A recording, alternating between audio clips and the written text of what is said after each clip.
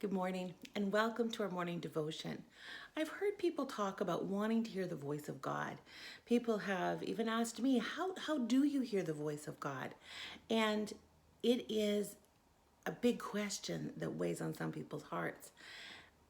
My question to you is, if you want to hear the voice of God, why? Why do you want to hear the voice of God? So often we have decisions that we want to make, and we want to make the best decision, whether that be for our family or for our careers or for our life. And we want to seek God on, what's the right decision here? How will my life go best? How will things turn out the best? But that's not really the purpose of hearing God's voice. God's not a magic 8 ball where we can shake it and get an answer and follow through on that. That's not the purpose of God speaking to us. The first time God spoke to you, and yes, He did. The first time God spoke to you, He stirred within your heart. He stirred within your heart a yearning for Him that caused you to give your life to Him, that caused you to join a congregation that chose you, that encouraged you to become one of the body of believers. God does speak, and you have heard Him. And the difference in asking God about every little thing and that pressing on our hearts, lean into that. Think about that and how that felt. That is how the voice of God feels to you.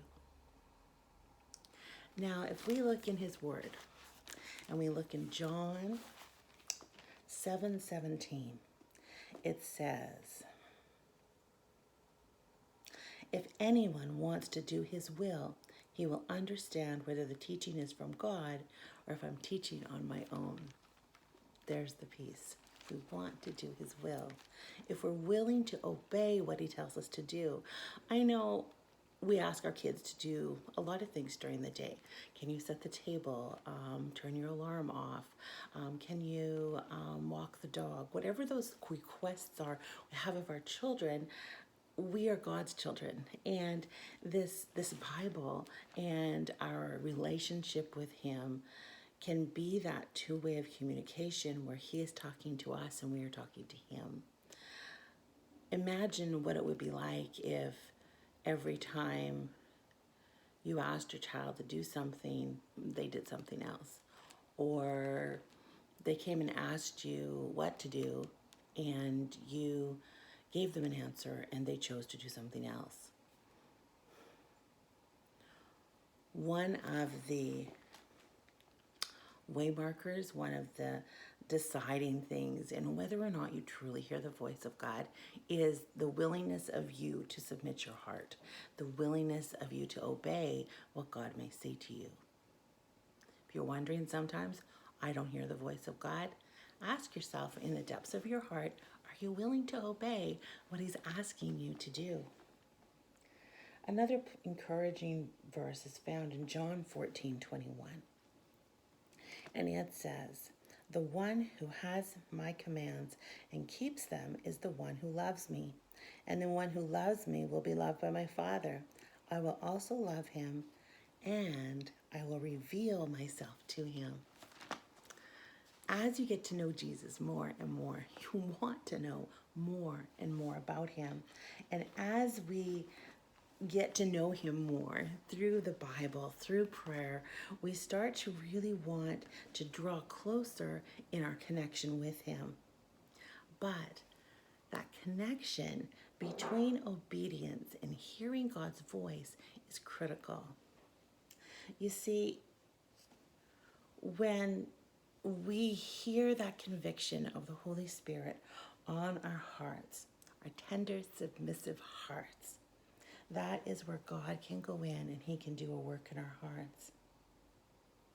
And those alternative voices, sometimes the enemy speaks to us and we don't want to go down that road. Fear speaks to us, the things that we're afraid to do or afraid to look at, afraid to embrace, and ego, the big I. We get in our own way a lot. But the more that we are willing to allow God to soften our hearts and to allow those ambitions in our life to be put secondary to our relationship with Jesus Christ, the more that we can become like him, the more that we can become closer to him. If I turn off the noise, I can hear his voice so much more clearly. If I come away into a quiet place and I open up my heart and it is tender and willing to obey what he says to me, he will speak. He will speak with you too. Open up your heart. Be willing to hear what he has to say and to obey what he asks of you. It's all confirmed here in his word. I pray that you have a blessed day and that you take some time to get to know God in this way.